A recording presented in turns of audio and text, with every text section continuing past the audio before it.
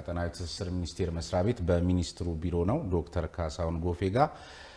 ስለዚህ ስለ ንግድ እና ስለ ቀጠናችን እናወራለን፣ ስለ ወጪ ንግድ እናወራለን። በዛሬው ዝግጅታችን ለተመልካቾችም ግልጽ እንዲሆንላቸው ንግድና ቀጠናዊ ትስስር ሚኒስቴር ምንድነው እየሰራ ያለው፣ ምኑ ጋር ነው ኃላፊነቱ፣ እሱን ነገር ትንሽ አመሰግናለሁ። ስሜነ የፌዴራል ንግድና ቀጠናዊ ትስስር ሚኒስቴር በአዋጅ 1263 ከተቋቋሙት ሚኒስቴር መስሪያ ቤቶች አንዱ ነው።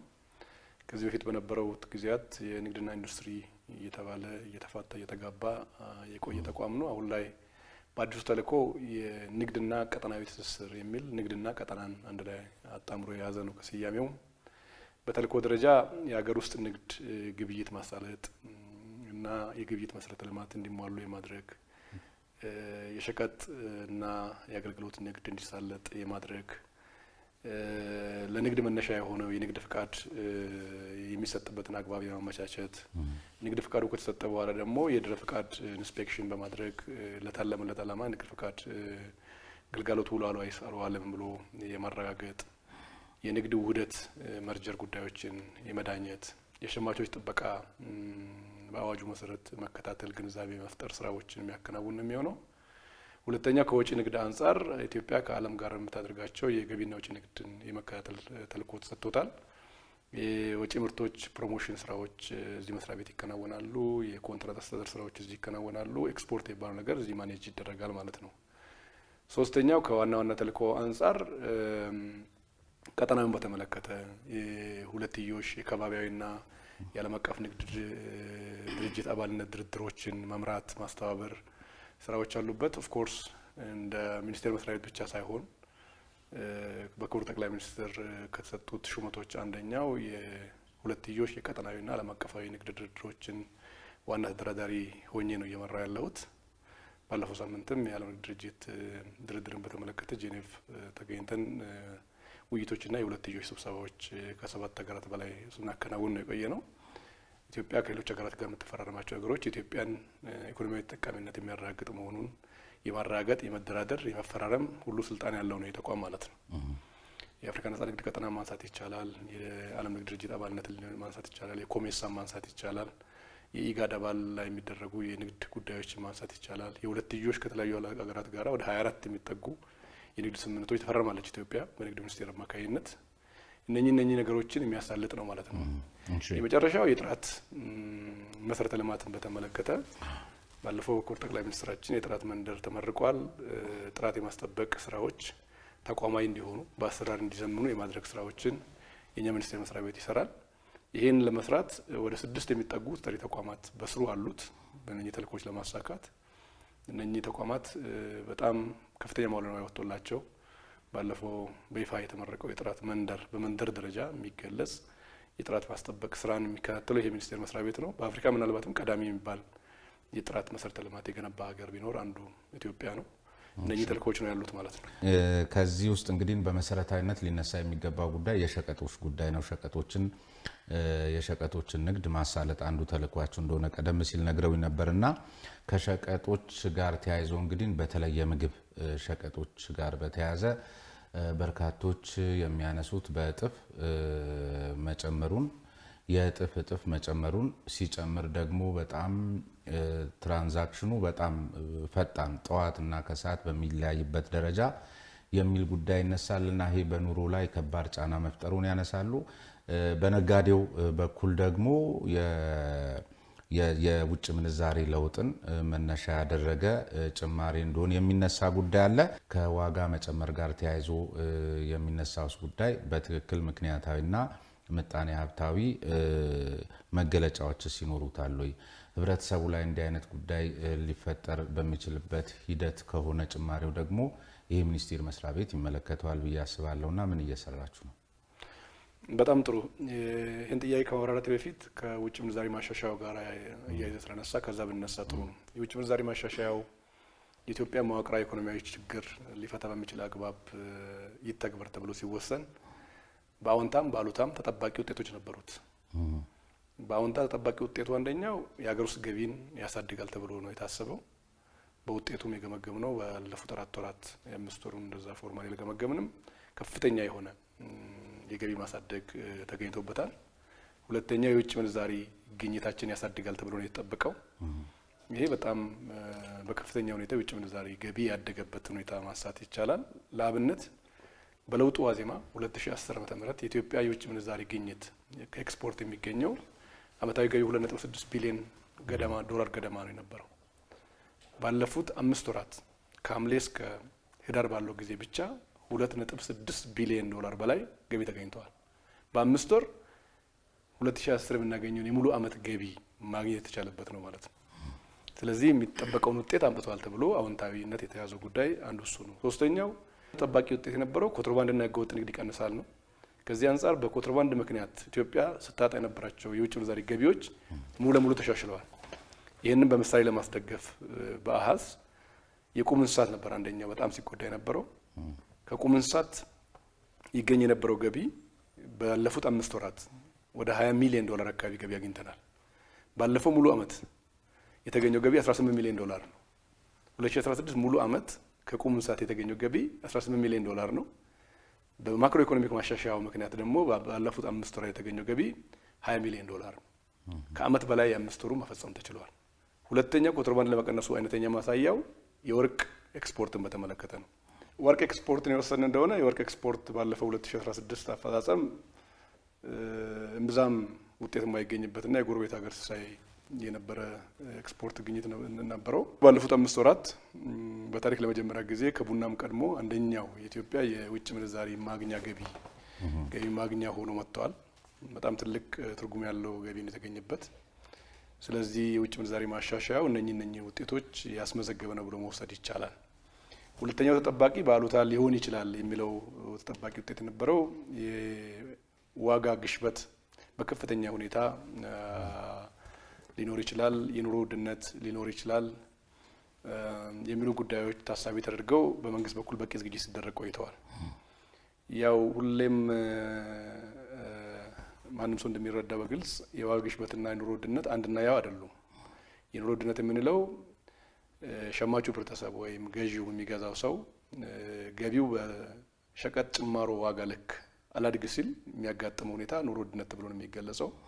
ሸቀጥ የጨመረበት ልክና ገቢ የሚያድግበት ልክ አለመጣጠን ሲል የኑሮ ውድነት ነው የሚባለው። ይሄኛው በተለይ ፊክስድ ኢንካም ወይም ቋሚ ገቢ ባለቤት የሆኑ የህብረተሰብ ክፍሎችን ሊጎዳ ይችላል ተብሎ ታስቦ በመንግስት በኩል ከ91 ቢሊዮን ብር በላይ በጀት ተመድቦ ለመንግስት ሰራተኛውና ቋሚ ገቢ ላላቸው ህብረተሰብ ክፍሎች ድጎማ የተደረገበት ማስታወስ ጠቃሚ ነው የሚሆነው። ሁለተኛው የዋጋ ግሽበት ይባላል። ዋጋ ግሽበት ማለት የሸቀጥ ዋጋ ከአምና ተመሳሳይ ወቅት ጋር እየጨመረ ያለበት ፐርሰንቴጅ ማለት ነው። አይጨምርም ከሚል አይደለም መነሻው። የዋጋ ጭማሮ ዓለም አቀፋዊ ባህሪ ያለው ኢምፖርትድ ኢንፍሌሽን ነው በአብዛኛው። የኛ ሀገር እንደ የትኛውም ታዳጊ ሀገር ከውጭ የሚያስገባቸው ነገሮች አሉ። ከውጭ ይመጣ የዋጋ ጭማሮ መነሻ ስላለ ማለት ነው። ይህን የወሰን እንደሆነ ባለፉት ጊዜያት በጣም ሰፋፊ ስራዎች ይሄ ነገር እንዳያጋጥም ሙከራዎችና ጥረቶች ተደርገዋል። የውጭ ምንዛሪ ማሻሻያው ከታወጀበት ቀን ጀምሮ እስከ ትናንትና ማታ ድረስ ከክልሎች ጋራ ሳይቋረጥ ለአንድም ቀን በቪዲዮ ኮንፈረንስ እስከ ወረዳ ያለው የኛ መዋቅር ምክንያታዊ ያልሆኑ ዋጋ ጭማሪዎችን ለመቋጠር የሚያስችል ሰፋፊ እርምጃዎች የተወሰዱበት ጊዜ ነው። ይሄ ጊዜ በአሃዝ ለማስደገፍ ያክል ከ108,000 በላይ ነጋዴዎች ላይ እርምጃ ተወስደዋል። ይህ እርምጃ ከጽሁፍ ማስጠንቀቂያ እስከ ንግድ ፍቃድ ስረዛ ድረስ እስከ እስር ድረስ የወሰዱት እርምጃዎች ናቸው።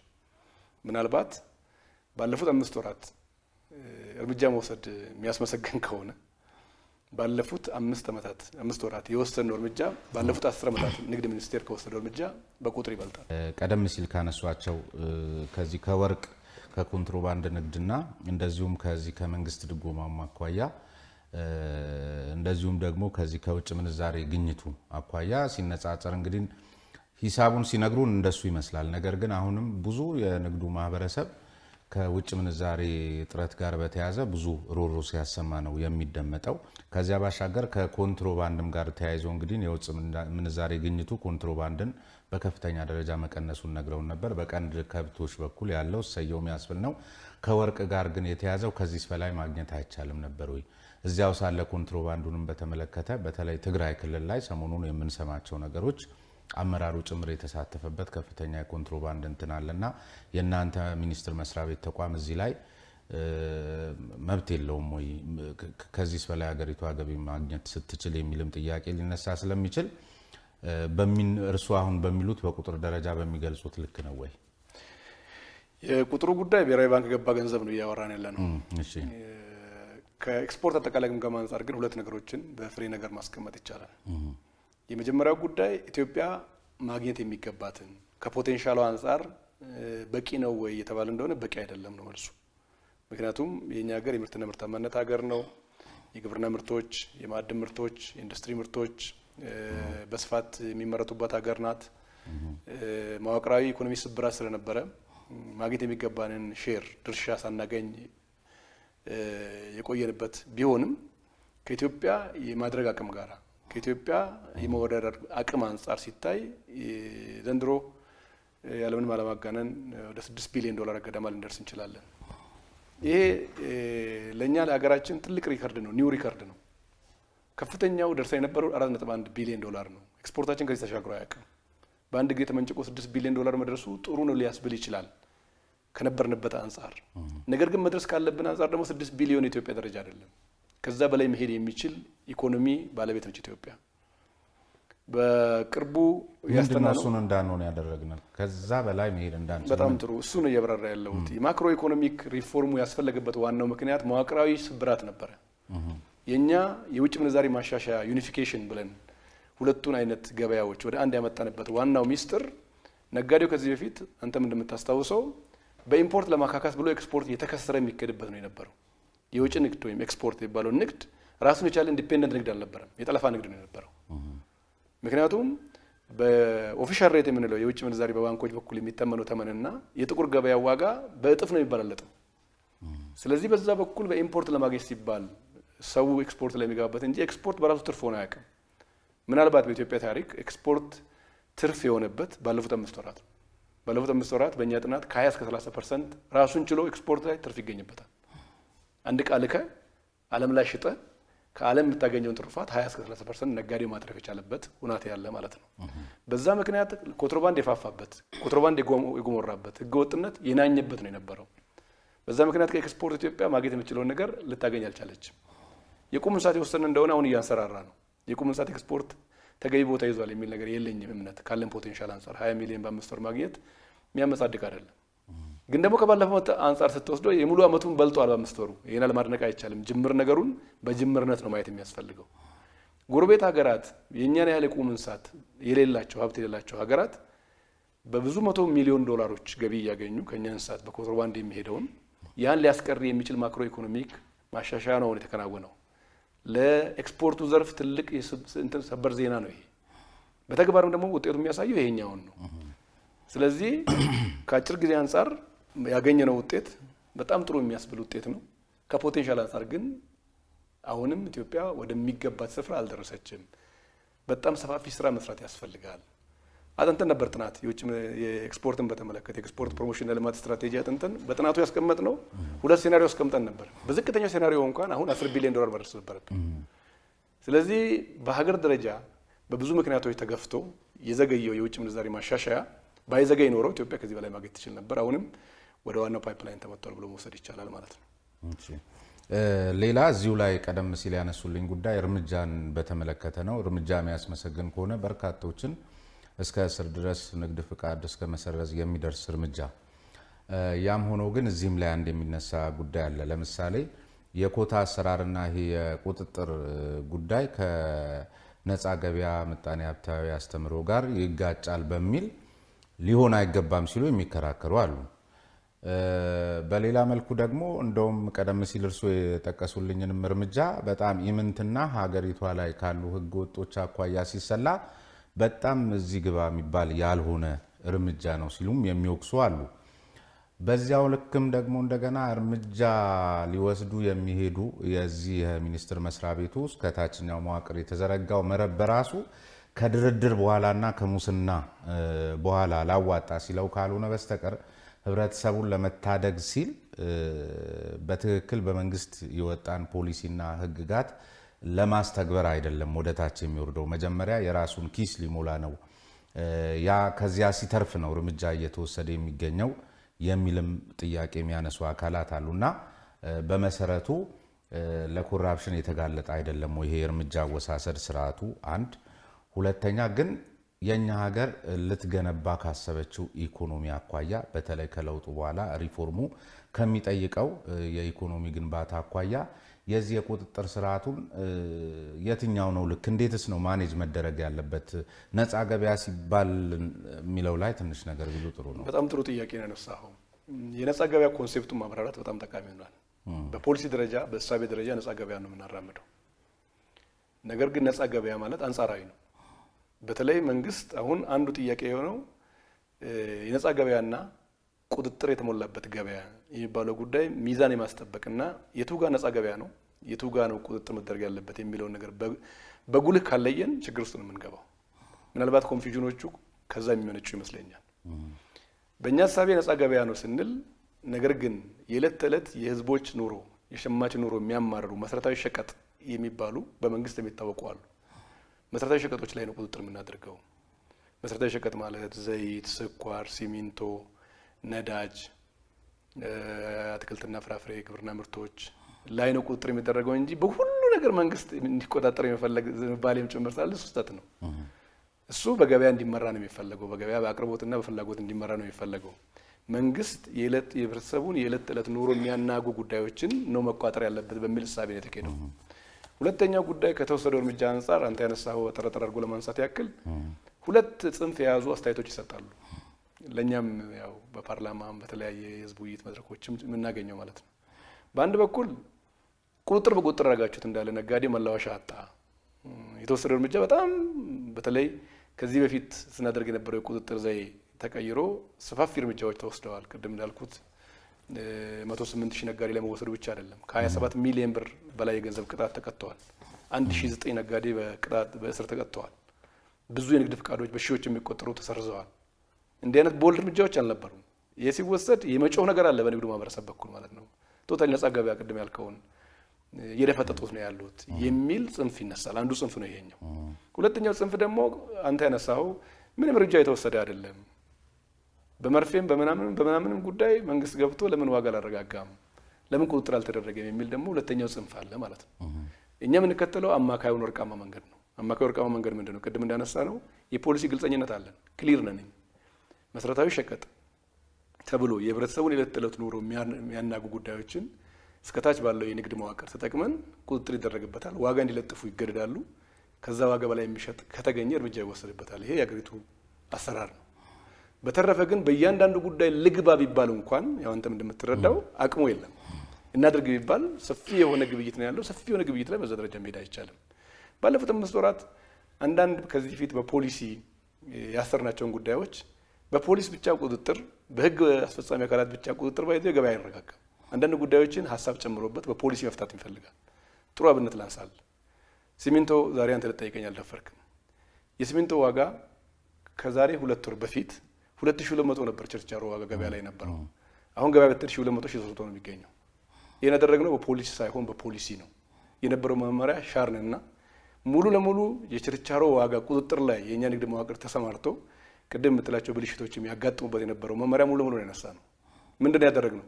ሲሚንቶን በተመለከተ አንድ የፋብሪካ ባለቤት እስከ ችርቻሮ ያለውን ዋጋ ተቆጣጥሮ ገበያ መራጋት አለበት የሚል ኃላፊነት ለፋብሪካው ሰጠን። ተወያየን፣ ያ መመሪያ ያነሳን። አሁን በተጨባጭ አይነት ውጤት እየመጣ ነው ማለት ነው። ነዳጅ ላይ እሱን እያደረግን ያለ ነው። የነዳጅ ኩባንያዎችን መቆጣጠር ያለብን ምንድነው የሆነው? የኛ የሬጉላቶሪ ፖሊሲያችን ገለበጥ ነው። የመጀመሪያ የነበረው ከተበተነ በኋላ የመቆጣጠር ነው። ከተበተነ በኋላ መቆጣጠር አይቻልም። ያው እንደሚቸግር አንተ ይገባሃል። በሺዎች የሚቆጠር በመቶ ሺዎች የሚቆጠር ቸርቻሪ መቆጣጠር አንችልም። ደላላ መቆጣጠር አንችልም። ግን እዚቹ ላይ አያይዘው እንዲመልሱልኝ ቀደም ሲል ከሲሚንቶም ጋር ያነሱት ጉዳይ አለ። በፖሊስ ሳይሆን በፖሊሲ ነው የሚል ጉዳይ በፊትም የፖሊሲ ጉዳይ ሳይሆን ጠፍቶ የነበረው እንደውም ከሲሚንቶ ጋር ተያይዞ ብዙ ሲነሳ የነበረው ከደላላውና ከአሽጥረኛው ነጋዴ ጋር የአመራሮችም እጅ በስፋት ስለሚስተዋልበት ነበር በሚል ብዙዎች ያነሳሉ። ብዙ ባለፋብሪካዎችም ይህንን ይወነጅላሉ። እኛም በምናደርጋቸው አንዳንድ የሪሰርች ስራዎችም ላይ የምናያቸው ነገሮች ስለነበሩ አሁን እንደሱ አይነትን ሊያስቀር የሚችል እንደነሱስ አይነት የረዘሙ እጆችን እዚያው መስበር የሚችል ፖሊሲ ነው። በዚህ በእኛ በኩል በመንግስት በኩል ከዚህ ፊት በኢፌዴሪ ንግድና ቀጠናዊ ትስስር ሚኒስቴር ባለ አደረጃጀት የክሌ ሲሚንቶ ይነግድ፣ የክሌ ሲሚንቶ ይቸርችል፣ የክሌ ምናምን የሚባል እውቅና የምንሰጠው አንድ ሰው የለም። በግብይት ስርዓቱ ውስጥ ያመኑትን አካል በማርኬት ቫልዩ ቼኑ አማካኝነት በታማኝነት ሊያገለግለኝ ይችላል፣ ሊያከፋፍልልኝ ይችላል፣ ሊቸረችርልኝ ይችላል የሚሉትን የሚያምኑትን የግብይት እንትን የመቅጠር ከነሱ ጋር